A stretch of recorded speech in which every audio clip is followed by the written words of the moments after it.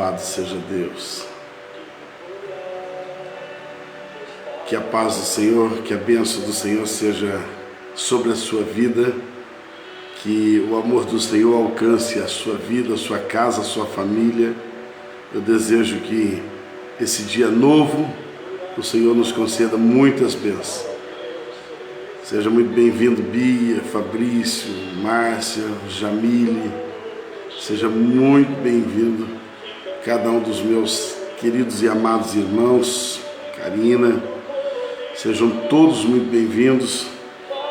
Vamos orar, nós vamos orar, falar com Deus nesta manhã. Deus já está certamente preparando um dia novo e maravilhoso para cada um de nós. Karina, minha mãe, a todos sejam muito bem-vindos. Shirley, sejam muito bem-vindos, e nós vamos falar um pouquinho a respeito do Apocalipse, capítulo de número 12. Amém? Eu queria que você acordasse alguém aí, chame aí.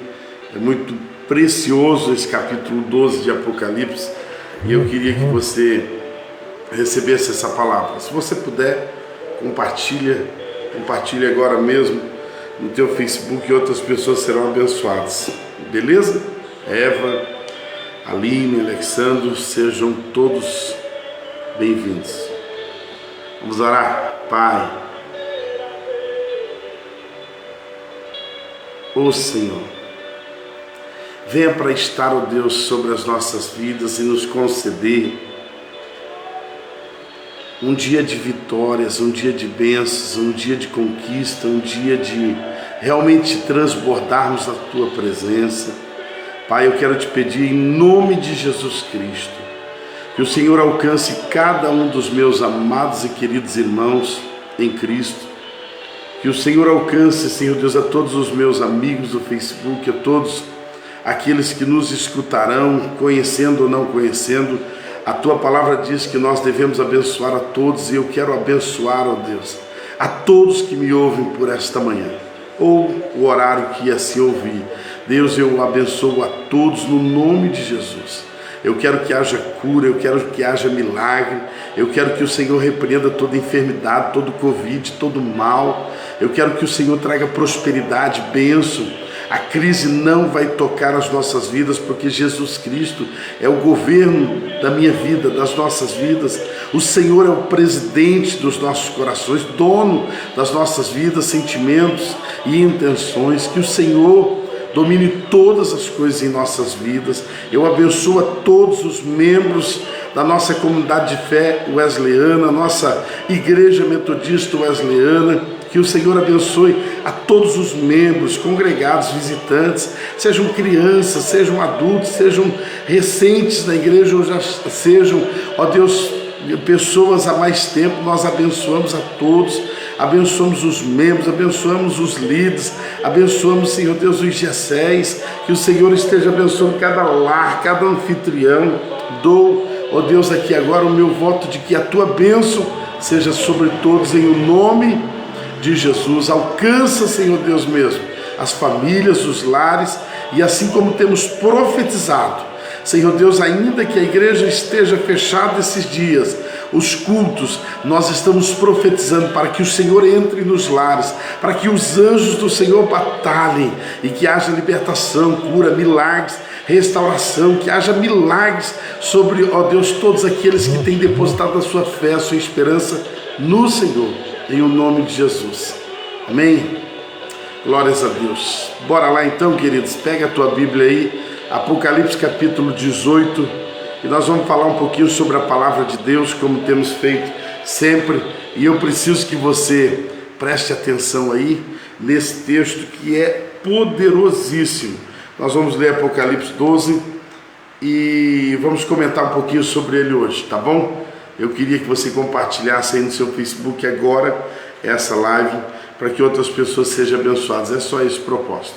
Amém? Eu queria falar com você então sobre esse texto, mas antes eu queria que você entendesse algo comigo. Então permanece um pouquinho para você entender. Tem pessoas que falam assim: pastor, eu não entendo o Apocalipse. Você não entende porque às vezes você faz aquela vista grossa sobre o livro. Se você pegar para ler, para estudar, você vai entender o Apocalipse. Agora precisa ter a luz, o entendimento do Espírito Santo, para que você possa entender. Agora lembra de uma coisa, o Apocalipse, ele é revelação, ele aponta para o fim, mas ele tem uma ligação com toda a Bíblia, toda a Bíblia. Nós vamos ver aqui do capítulo 1 ao capítulo 11, nós vamos ver, sabe, todas as coisas, o mundo, sabe, ele contrasta contra a igreja.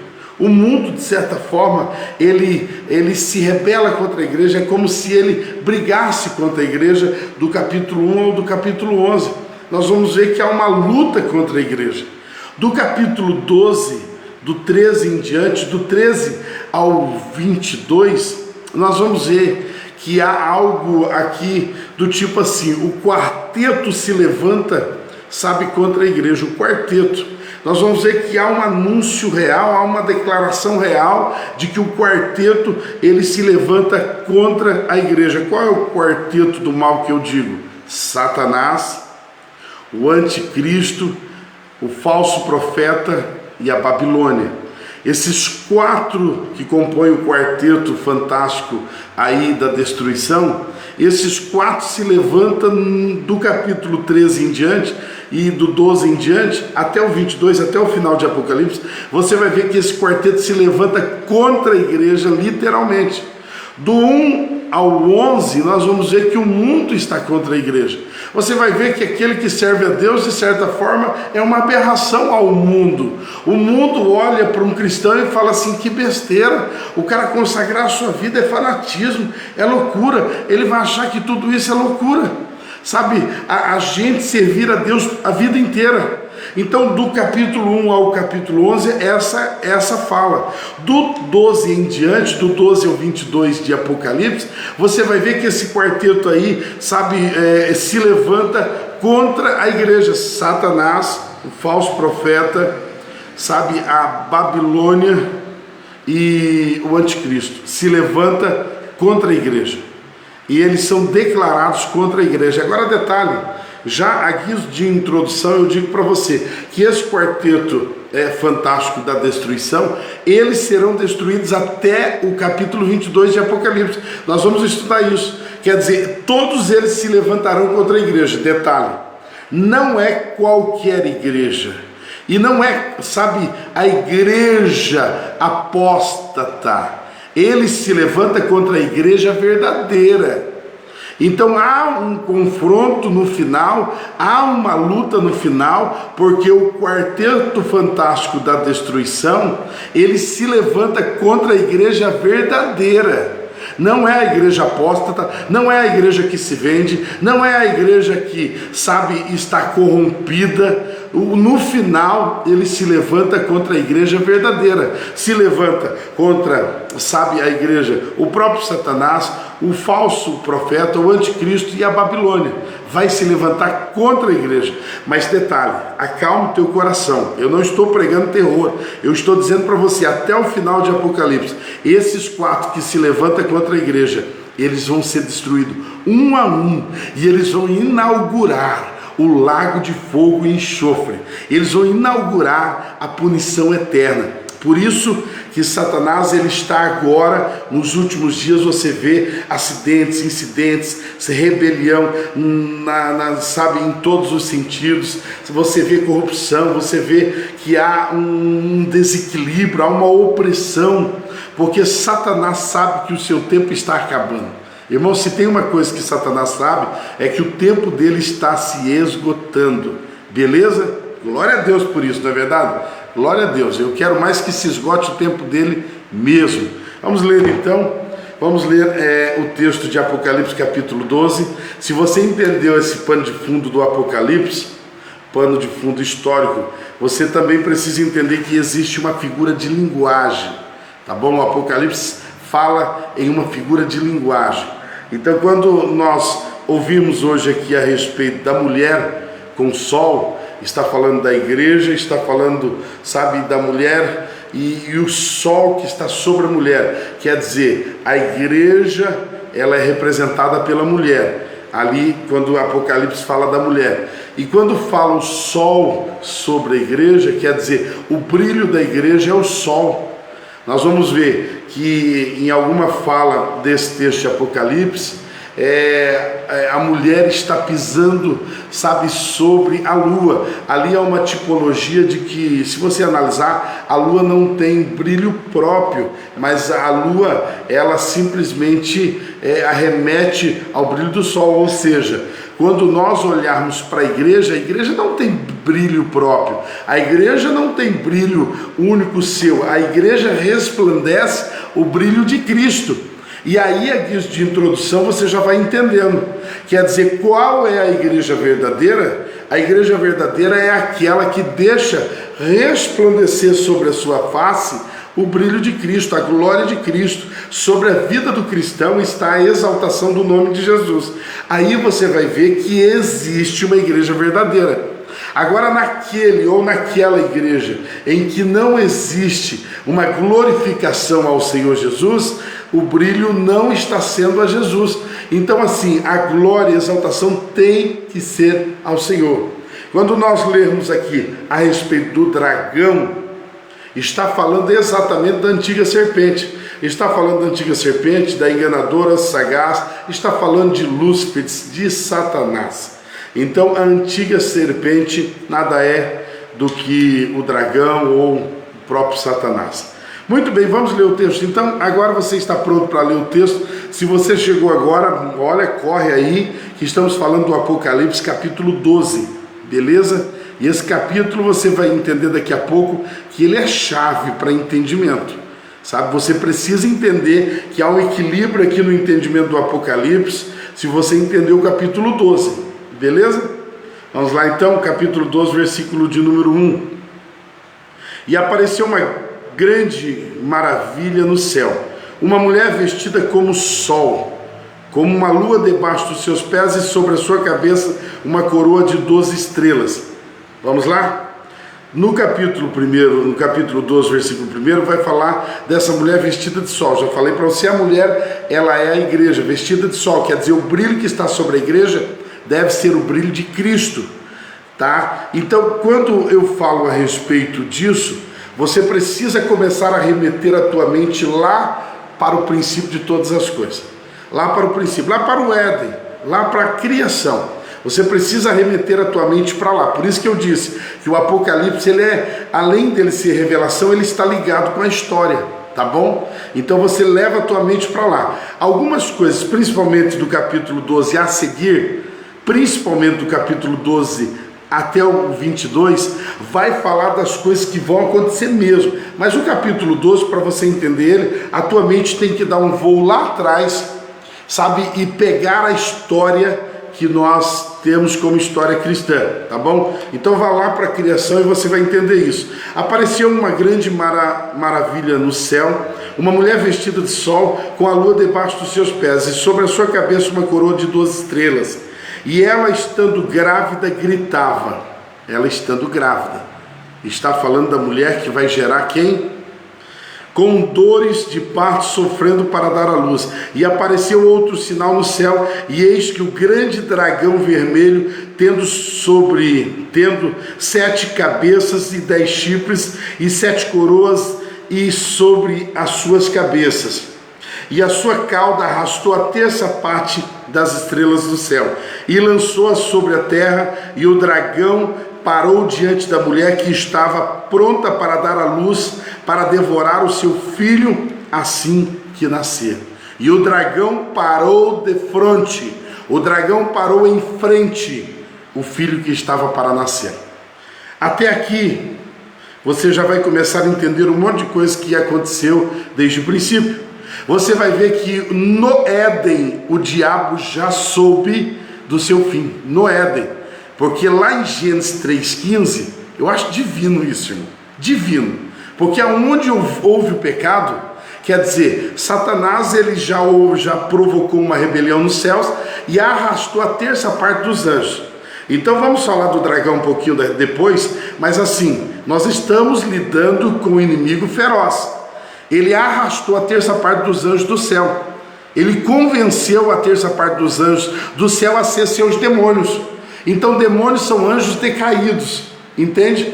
Então estamos lidando com um inimigo feroz. Agora pare, Daqui a pouco nós vamos ver o fim dele. Agora o que eu quero que você entenda é assim: a Bíblia está nos arremetendo aqui ao princípio. A mulher iria gerar o menino, e o dragão para diante da mulher. Está falando do plano da redenção, porque lá no jardim do Éden já Satanás soube do seu fim, porque Gênesis 3,15 vai dizer assim: da semente da mulher vai nascer um, e este esmagará a cabeça de Satanás.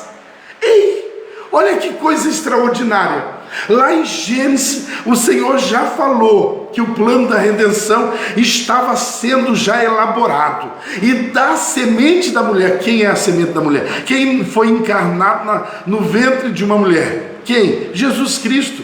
Aquele que nasceria de uma mulher se tornaria um homem vivente, ou seja, um homem encarnado. Este seria o sacrifício, sabe, para com as nossas vidas. Este seria certamente o plano da redenção, onde Jesus Cristo viria para salvar todo aquele que nele crê. Queridos, esse é o plano da redenção. Satanás sabe disso desde o princípio. Por isso, desde o princípio, você vai ver que Satanás vai lutar contra, sabe, a morte de todo aquele que iria nascer, principalmente da linhagem. Você vai ver que Moisés, ele precisou ser colocado na água, ele precisou ser criado lá pelas egípcias, porque ele, sabe, precisou ser tirado à força, porque então havia um decreto para matar todas as crianças. Você vai ver que isso é ao longo de toda a raça humana. Você vai ver que Jesus, ele precisou no ventre de Maria, Maria precisou fugir para o deserto, e o texto vai dizer exatamente isso: precisou fugir para o deserto, porque ali havia o decreto para matar as crianças. Então deixa eu dizer, Satanás sabia já no Éden que havia um plano de redenção, e que iria nascer um, e este certamente destruiria ele. Satanás já sabe da sua destruição, sabe desde o princípio, ele sabe da sua destruição, mas ele quer fazer você entender, ele quer fazer a humanidade entender que isso não é possível. Ele já sabe que é derrotado, ele já sabe que o seu tempo encurtou, ele já sabe que ele vai para o lago de fogo e enxofre, mas ele quer fazer você entender de que isso não é verdade. Então você já acordou hoje, você já veio para cá hoje sabendo que o diabo quer te enganar. Esse é o papel dele, irmão, esse é o papel dele. Ele quer fazer você entender de que isso não é verdade. Mas eu estou aqui hoje para dizer que Gênesis 3,15 diz assim: vai nascer um da semente da mulher, e esse já nasceu, o nome dele é Jesus Cristo. E a Bíblia está dizendo que o dragão parou de frente da mulher. Por quê? Qual é o propósito do dragão, da antiga serpente de Satanás? Destruir toda criança, porque ele sabe que de um herdeiro, ou seja, de um escolhido, viria a derrota de Satanás, iria esmagar a cabeça da serpente, destruí-lo definitivamente. Se você acordou hoje, já acorda pensando que Jesus Cristo é o Senhor da sua vida. Amém? Glória a Deus por isso. E agora eu quero que você entenda uma coisa que é muito importante. Primeira coisa, assim, irmãos, nós precisamos andar com Jesus. Nós precisamos desviar do mal, desviar do pecado. Satanás, ele não é, sabe, uma utopia. Satanás, ele não é apenas algo ilusório, ele não existe. Irmãos, até os filmes de ficção de Hollywood prega isso. Sabe, os filmes dizem o quê? Existe o bem e o mal. Irmão, pelo amor de Deus, para de crer que, sabe, não existe, Satanás não existe, ele existe. Ele é uma pessoa e ele tem propósitos pré-definidos. Ele não é bobo, ele é sagaz, ele é esperto, e ele tem planos pré-definidos de destruir a você. E por que Satanás quer destruir você? Por que Satanás quer destruir a igreja? Por que Satanás quer destruir a família? Exatamente, porque quando ele toca em você, quando ele destrói o casamento, quando ele destrói a igreja, quando ele destrói, sabe, a família, estou dizendo em tese, quando ele destrói, quando ele toca, ele está tocando em Jesus. Ele está tocando em Jesus. Amados, há três coisas, há três conflitos que já aconteceu. O primeiro já aconteceu, que houve um grande conflito no céu, e esse grande conflito no céu é o conflito em que ele arrastou a terça parte dos anjos. E Miguel venceu a Satanás. Existe um outro conflito que foi o conflito com a mulher. Satanás queria destruir ao filho que iria nascer. E ele queria destruir já no princípio. Quando soubesse que estava grávida, Satanás já queria destruir, porque ele sabia que iria nascer um e esse destruiria ele. Até Satanás crê na Bíblia, irmãos. Não se submete, mas ele crê na Bíblia. Está entendendo comigo? Satanás, ele foi vencido por Miguel. Satanás, ele foi vencido pela obra redentora, porque o menino nasceu. Jesus Cristo é o Messias. Agora, a grande derrota de Satanás está onde alguns dizem, e irmãos, me permita a colocação, existe um grande líder religioso que dias atrás ele veio falar assim, pelo menos um ano atrás ele veio dizer assim, o grande vexame da cruz. Ele veio falar da grande aberração da cruz, porque Jesus Cristo foi escarnecido na cruz. Um grande líder, talvez da maior religião que existe no mundo, ele veio dizer da derrota de Cristo na cruz. Mentira! Satanás, ele não pensou que seria desta forma, porque quando Jesus Cristo foi levado à cruz, Satanás foi vencido. A cruz para o cristão é sinal de vitória, porque Cristo foi levantado na cruz e ele venceu por nós. Ele triunfou na cruz sobre a cabeça de Satanás e Satanás foi vencido na cruz. Aleluias, glórias a Deus por isso. E eu quero dizer para você, a guia de introdução, eu falei tudo isso para você e o tempo passa tão rápido aqui que eu preciso já concluir. Eu preciso concluir dizendo para você assim: existe, sabe, uma grande premissa sobre a igreja. Irmão, a igreja será a vitória final sobre a cabeça de Satanás. Sabe, Miguel já venceu a Satanás. Sabe, a mulher já triunfou, e triunfou efetivamente sobre a cruz quando o menino cresceu e ele veio a ser o sacrifício na cruz. Ali estava triunfando sobre Satanás. Satanás mais uma vez perdeu. Agora existe a vitória final, e a vitória final se dará pela conquista da igreja ao encontro com o Senhor na eternidade. Sabe, a vitória final se dará aonde a igreja verdadeira se encontrará com o Senhor. Olha aqui para você ver Apocalipse 12, o último versículo de Apocalipse 12, no versículo 17 diz assim: o dragão irou-se com a mulher, com a igreja, e foi fazer guerra ao remanescente da sua semente. Irmão, grava isso: há remanescente da igreja. Existe crentes verdadeiros hoje. Existe uma igreja verdadeira hoje. Existe uma igreja que não se profanou. Existe uma igreja que não se vendeu. Existe uma igreja que está aguardando o Salvador. Existe uma igreja verdadeira hoje. A igreja verdadeira automaticamente é a igreja que ela não se vendeu. É a igreja que automaticamente ela está guardada para a volta do seu Senhor. Irmão, grava uma coisa no seu coração: a igreja verdadeira é a igreja que está propagando. A igreja verdadeira é a igreja que prega. Grava uma coisa: quando a igreja está pregando, o poder de Cristo está sobre a igreja. A hora que a igreja é mais poderosa é quando a igreja está pregando o evangelho de Cristo. A segunda coisa, a igreja, ela está guardando os mandamentos para testemunhar. Quando a igreja está guardando os seus mandamentos para testemunhar. Quando você está passando pela luta, quando você está sendo perseguido e você está sendo testemunha verdadeira, você está certamente mostrando qual é a igreja verdadeira. Cristão que cai na tentação, cristão que se distancia do evangelho, cristão que abandona o evangelho, cristão que nega Cristo, cristão que nega Cristo e volta para a obscuridade, para o pecado, para o vício, está se declarando cristão falso, igreja falsa. A igreja verdadeira, ela se mantém viva propagando, falando de Jesus. Não pare de falar de Jesus, porque a igreja de Jesus não para de falar dele. E a igreja de Jesus, a igreja verdadeira, ela vai se manter guardando o testemunho, sabe, até o final.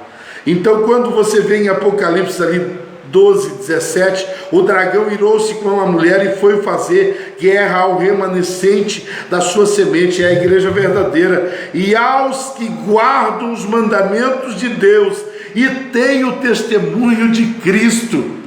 Irmão, esse versículo aqui é chave. Bota ele no Facebook, bota ele na tua Bíblia. Esta é a igreja verdadeira, é a igreja que vai ser perseguida. Então para com essa história aí de que por que nós estamos sendo perseguidos? Às vezes eu vejo crentes postando: estão sendo perseguidos. Irmão, dá glória a Deus. Para com essa história de ficar, sabe, colocando aí como se você é a vítima, como se você estivesse se vitimizando.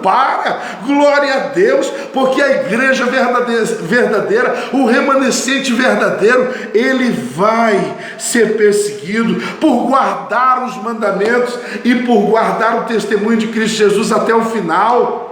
Esta é a igreja verdadeira. A igreja falsa já se corrompeu, a igreja já se vendeu, a igreja falsa, ela já apostatou. Agora a verdadeira, ela vai guardar o mandamento e o testemunho de Jesus até o final. E olha, como eu disse para você no início, o quarteto fantástico da destruição vai ser destruído.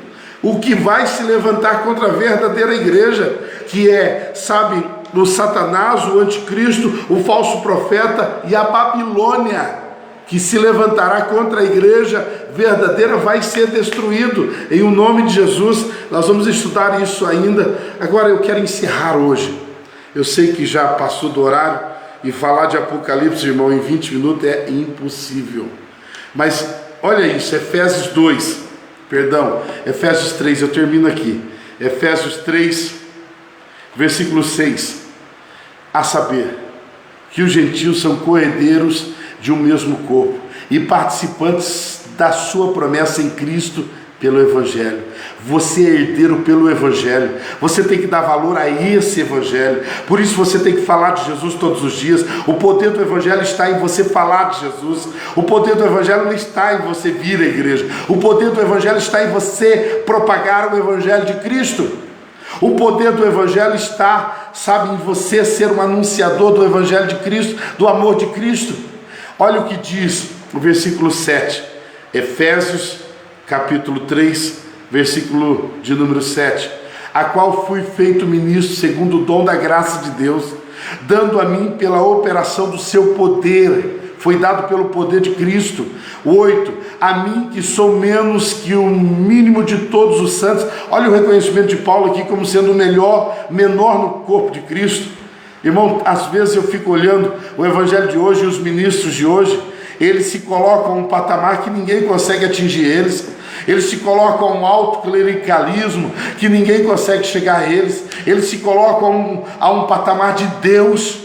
Paulo, em toda a grandiosidade do seu ministério, Paulo se coloca aqui, sabe, ao mínimo de todos os santos.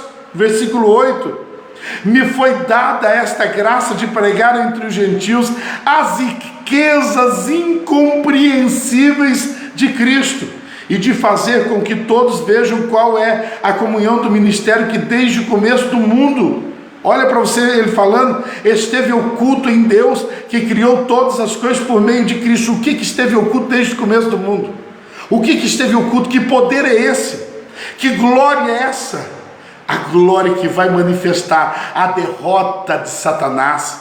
Olha para você ver, para que agora os principados, versículo de número 10, Efésios 3:10, olha que divino isso, irmãos. Para que agora os principados, potestades nos lugares celestiais possam conhecer pela igreja a multiforme sabedoria e glória e graça de Jesus Cristo, Satanás será destruído, já foi por Miguel, já foi pela mulher que representa a igreja, sabe, Jesus Cristo triunfou na cruz, mas agora Jesus Cristo, que é o sol que brilha sobre a igreja, o brilho de Jesus está sobre a igreja, e é esse brilho sobre a igreja que vai destruir Satanás, e vai lançá-lo no lago de fogo e enxofre, e destruí-lo para sempre. Se você é a igreja verdadeira, eu quero dizer, vale a pena permanecer até o final, porque nós seremos com Jesus, Ele é o sol da justiça, Ele vai brilhar sobre nós, e nós triunfaremos com Jesus sobre a serpente, pisaremos sobre a serpente, porque Jesus Cristo é sobre a igreja, amém? Apocalipse 12, abre o entendimento de que nós, igreja verdadeira, triunfaremos com Jesus até o final, amém? Que Deus te abençoe. Eu orei com você no final e eu desejo a você a paz, a bênção, uma ótima semana ainda. Eu desejo a você, igreja do Senhor Jesus, permanece fiel, porque a igreja que guarda os mandamentos do Senhor e mantém um testemunho verdadeiro de Jesus, esta triunfará sobre Satanás. Tá vendo como é bom você entender o Apocalipse? Tem gente que fala, eu não quero estudar sobre o Apocalipse, eu não gosto de falar sobre Satanás. Eu gosto de falar sobre Satanás, porque o meu Jesus já triunfou e nos levará a triunfar sobre a cabeça de Satanás. A glória seja dada a Jesus Cristo, nosso Senhor, hoje e para todo sempre. Amém? Um ótimo dia, fica na bênção do Senhor. Até amanhã.